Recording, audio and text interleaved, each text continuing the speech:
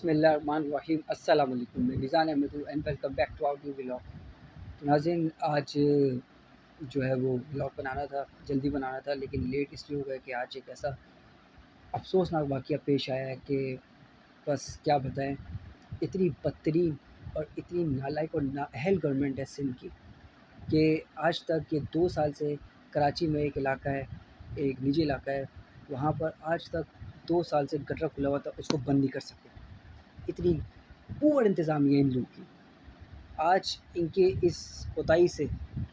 آج ان کی اس غیر ذمہ داری سے ایک 6 سال کا بچہ، ایک گٹر جو کھلا ہوا تھا اس کے اندر چلا گیا۔ کرکٹ کھیل رہے تھے دونوں بچے، کافی بچے کرکٹ کھیل رہے تھے، تو وہ بچہ کیچ کرنے کے چکر میں اسے پتہ نہیں چلا، وہ گٹر کے اندر چلا گیا۔ وہ گٹر 15 فٹ گہرا ہے، 15 فٹ۔ اس کو بچے کو بچانے کے چکر میں جو ہے وہ ایک گٹر صاف کرنے والا، اتفاق کی بات ہے، وہاں سے گزر رہا تھا، اس نے یہ دیکھا تو وہ فوراً سے گٹر کے اندر گیا، لیکن وہ 4 بار گیا اور 4 بار باہر آ گیا، اور اس نے ہاتھ جوڑ کے کہا کہ میں اندر نہیں جا سکتا، اندر بہت گہرائی ہے اور بہت اندھیرا ہے۔ تو پھر 5ویں بار پھر اس کو بھیجا زبردستی کر کے، وہ گیا، پھر واپس آ گیا، اس نے کہا نہیں مل سکتا، بہت اندھیرا ہے اندر اور بہت گہرا ہے یہاں پر، تو بہت مشکل ہے، انتظامیہ کو بلانا پڑے گا۔ انتظامیہ کو بلایا، انتظامیہ آ ہی نہیں رہی تھی، پھر وہاں کے رہائشیوں نے احتجاج کیا، سڑکیں روکی، تب جا کے انتظامیہ آئی اور اب جا کے کھدائیوں کا کام شروع کیا ہے۔ 6 گھنٹے بعد آئی ہے، یعنی 4 بجے وہ بچہ گٹر میں گر گیا اور 10 بجے انتظامیہ آئی اس کو نکلوانے کے لیے۔ 10 بجے ریسکیو کی ٹیم تو پہلے آ گئی تھی، لیکن جو ایکوپمنٹس چاہیے تھے، جو کارپوریشن کی ٹیم چاہیے تھی، وہ 6 گھنٹے بعد آئی ہے۔ 6 گھنٹے بعد، یعنی اتنی ناقص کارکردگی ہے، اتنی ناقص مینجمنٹ ہے اس سندھ گورنمنٹ کی کہ 6 گھنٹے بعد آئی ہے، وہ بھی احتجاج کرنے کے بعد، ویسے ہی نہیں آئی بھاگ کے۔ کیا گزری ہوگی اس کی ماں پر۔ وہ بچہ ماشاءاللہ اتنا قابل تھا کہ کل اس کا رزلٹ آیا تھا، وہ فرسٹ پوزیشن آئی تھی اس کو اپنی کلاس میں، اتنا ماشاءاللہ وہ قابل بچہ تھا، اور آج یہ ہوا ہے۔ اللہ کوئی معجزہ ہو تو اللہ اس کو زندگی دے، ہم سب کی یہی دعائیں، اس کے ماں باپ کو صبر عطا فرمائے۔ بہت مشکل ہوتا ہے اور بہت مشکل ہے سروائیو کرنا، کیونکہ نالے کے اندر گیس بھری ہوئی ہوتی ہے، گندگی ہوتی ہے، سانس لینا تک مشکل ہو جاتا ہے، اور 6 گھنٹے سے اب تو بہت زیادہ ہو گیا، تو 9 گھنٹے ہو گئے، 9 گھنٹے ہو چکے ہیں، اب تک اس کی کچھ اس کا اتا پتہ نہیں ہے، کچھ نہیں پتہ کہ وہ زندہ ہے کہ وہ اس دنیا میں نہیں ہے، اب اس کا کچھ پتہ نہیں ہے۔ تو ایک بہت افسوسناک واقعہ پیش آیا، آگے بس اللہ ہدایت دے ان لوگ کو۔ تو خیر، اب آ جاتے ہیں اپنے امپورٹنٹ پوائنٹس میں۔ تو آج عمران خان صاحب نے عدلیہ کے حق میں ایک ریلی نکالی، اس میں عدلیہ کو جو ہے عمران خان صاحب نے ایک طریقے سے موٹیویٹ کرنے کی کوشش کی کہ ہم آپ کے ساتھ ہیں، ہم آئین کے ساتھ ہیں، ہم آئین کو توڑنے والے، آئین کی دھجیاں اڑانے والوں کو جو ہے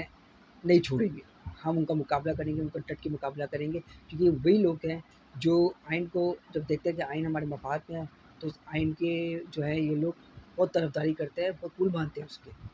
ٹھیک۔ اور جب دیکھتے ہیں کہ وہی آئین ان کے خلاف ہے، تو پھر اس کے جو ہے وہ اس کے اگینسٹ کوئی نئی کانسپریسی شروع کر دیتے ہیں، کہتے ہیں کہ کچھ بھی ہو جائے آئین پہ عمل درآمد نہیں ہونا چاہیے، یہ لوگ پھر یہ کرتے ہیں۔ تو آج عمران خان صاحب نے خیر جو ہے وہ عدلیہ کے حق میں جو ہے وہ ریلی نکالی، ایک ہمارے موزی ججز کو عمران خان صاحب نے پیغام دیا کہ ہم آئین کے ساتھ کھڑے ہوئے، آپ نے جو ہے ہمت کر کے آئین کے مطابق فیصلہ کرنا ہے۔ تو بہت بڑا جو ہے وہ 14 مئی ہے، وہ فیصلہ کن ہے پنجاب کے حوالے سے، کہ 14 مئی کو، کیونکہ اعتداء احسن بہت بڑے ماہر قانون ہیں، انہوں نے جو ہے وہ بہت زبردست اسٹیٹمنٹ دیا، انہوں نے کہا کہ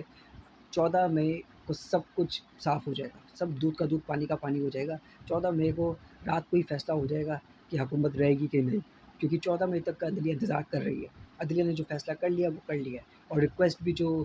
الیکشن کمیشن کی تھی کہ تاریخ آگے بڑھا دی جائے، اس پہ بھی کوئی فیصلہ نہیں آیا۔ 14 مئی کا جو عدلیہ نے فیصلہ دیا ہوا ہے، اسی پہ ابھی بھی عدلیہ قائم دائم ہے۔ تو 14 مئی کو جو ہے وہ فیصلہ کن ہوگا پنجاب کے حوالے سے۔ اعتداء احسن نے کہا ہے کہ ان پر توہین عدالت لگے گی، اور بہت بڑا دعویٰ کر رہے ہیں کہ ان کے اوپر توہین عدالت لگے گی، ان کے خلاف کارروائی ہوگی۔ تو 14 مئی بہت امپورٹنٹ رہے گا۔ تو خیر، آج آپ نے بلاول زرداری کا جو ہے وہ گزشتہ روز انڈیا گئے، بھارت سے ہو کے آئے تھے، تو آپ نے دیکھا کہ اس کے میں نے کمیونٹی میں شیئر بھی کیا تھا کہ ایک انہوں نے پریس کانفرنس کی، اور مزے کی بات یہ ہے کہ اس میں بس صرف کشمیر کا ایک چھوٹا سا معاملہ چھیڑا، اور بس وہ یہی کہا کہ تعلقات تبھی بحال ہو سکتے ہیں جب بھارت کشمیر کا معاملہ حل کرے، بس وہی کہہ کے واپس آ گئے۔ تو بڑے سوالات اب اٹھ جاتے ہیں، اور ٹویٹر پہ تو ایک وقت پہ ٹاپ ٹرینڈ رہا ہے کہ استعفیٰ دے، وزیر خارجہ استعفیٰ دے، یہ ٹاپ ٹرینڈ رہا ہے ایک وقت میں ٹویٹر پہ، کیونکہ ایک وزیر خارجہ جسے جو ایک امپورٹنٹ عہدہ ہے ان کے ہاتھ میں، انہیں یہ نہیں پتا تھا کہ انڈیا مجھے صحیح سے ٹریٹ نہیں کرے گا، وہاں کی حکومت ہمیں صحیح سے ٹریٹ نہیں کرے گی؟ کیا ان کو اس چیز کا اندازہ نہیں تھا؟ وزیر خارجہ ہیں، ان کو اس چیز کا اندازہ نہیں تھا کہ انڈیا میں کس طرح ٹریٹ کرے گا، حالانکہ خود اقوام متحدہ میں جو ہے ایک بار ان کا اور جے شنکر کا معاملہ سامنے ہوا تو اس میں انہوں نے مودی کو گجرات کا کسائی کہا، بڑا اچھا جواب دیا جو بات ہے۔ تو یہ سب کچھ جانتے ہوئے بھی کیا ان کو یہ نہیں پتا تھا کہ بھارت جو ہے صحیح ٹریٹ نہیں کرے گا پاکستان کو؟ کیونکہ بھارت جو ہے، ہم نے ماشاء اللہ ان کا جہاز گرایا، ہم نے ان کے جو ہیں وہ گندے، ان کے جو گندا نظریہ ہے پاکستان کو لے کے اس کو ایکسپوز کیا، ان کی گھنولی سازشیں ایکسپوز کی، کلبھوشن یادو کو ایکسپوز کیا، سب کچھ ہم نے ایکسپوز کیا۔ تو یہ سب کچھ دیکھتے ہوئے بھارت جب پوری دنیا میں اچھے طریقے سے ذلیل و رسوا ہو گیا، تو کیا وزیر خارجہ کو لگ رہا تھا کہ اتنا سب کچھ ہونے کے بعد کہ بھارت ان کو اچھا ٹریٹ کرے گا؟ بالکل بھی نہیں، اس کے باوجود بھی وزیر خارجہ گئے، اور اب یہاں پر آ کے تو کہتے ہیں کہ وہاں کے جو وزیر خارجہ تھے جے شنکر، وہ سب سے ہاتھ جوڑ کے ہی سلام کر رہے تھے، تو ہم نے بھی ہاتھ جوڑ کے سلام کیا، اور پھر ساتھ میں یہ بھی کہا کہ ملتان میں اور سندھ میں بھی ہم لوگ اسی طرح سلام کرتے ہیں۔ یہ تو کہہ رہے کور اپ تھا، ظاہر سی بات ہے بھائی، جے شنکر جو ہے اور بھی وہاں کے ملکوں کے وزیر خارجہ سے ملا ہے،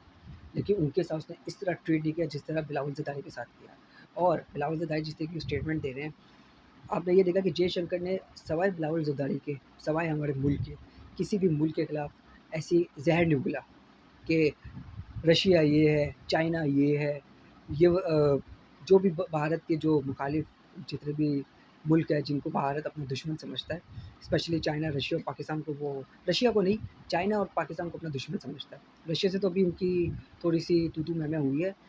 لیکن ابھی رشیا سے ان کے تعلقات صحیح ہیں، چل رہے ہیں، امپورٹ ایکسپورٹ کر رہے ہیں، چائنا کے ساتھ بھی کر رہے ہیں، لیکن چائنا کے ساتھ ان کا جو ہے بہت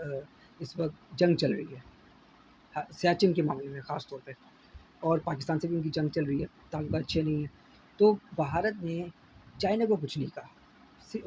صرف اور صرف ہمارے وزیر خارجہ کو، ہمارے ملک کو کہا کہ یہ دہشت گردوں والا ملک ہے، یہ دہشت گردوں کا وزیر خارجہ تھا، دہشت گردوں کو سنتیں بانٹتے پھرتے ہیں، اس نے اس طرح کے اسٹیٹمنٹ دیے، چائنا کو نہیں دیا۔ تو وزیر خارجہ کو کیا یہ نہیں پتہ تھا؟ اور جانے سے پہلے انڈیا نے جو پروپیگنڈا کیا ہمارے وزیر خارجہ کے خلاف کہ دیکھ لے پاکستان نے گھٹنے ٹیک دیے، پاکستان نے ہار مان لی، دنیا نے منہ نہیں لگایا تو پاکستان ہمارے پاس آ کے پیسہ لے لے، انڈیا نے اس طریقے کا پروپیگنڈا کیا ہے، کیا ہمارے وزیر خارجہ کو نہیں پتہ تھا؟ ان کے جانے سے پہلے اتنے پروپیگنڈا ہو رہے ہیں، تو اب جائیں گے تو کس طرح ٹریٹ کریں گے؟ تو خیر کور اپ کر رہے تھے، تو خیر یہ سارا سین ہوا آج۔